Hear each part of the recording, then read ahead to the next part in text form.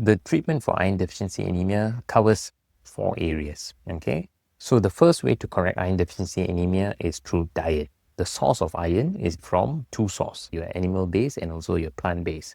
However, this is a long, lengthy process that usually takes anywhere between 200 to 300 days for diet to replenish back iron in the body. The second way of correcting iron in the body is through oral iron supplementation. There are many oral iron supplementations in the market that are available. However, there are about 20 to 30% risk of developing GI effects, for example, constipation, bloatedness, nausea, and vomiting. Now, the third way of correcting iron is through intravenous iron. This modality is usually reserved for patients who have got very low iron, and number 2, who are basically symptomatic, and number 3, who are unable to tolerate the oral iron.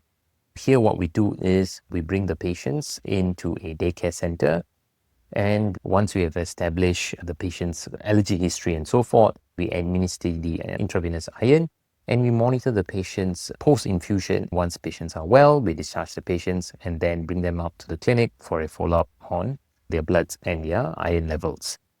Now, the last but not least, which is, I would say, the most important way of correcting the iron, is to establish the etiology of the iron deficiency and to correct that. For example, if the iron deficiency was due to GI or bleeding, for example, then an immediate referral or an early referral to the gastroenterologist or the surgeon is required to establish the cause of the bleeding and to correct that.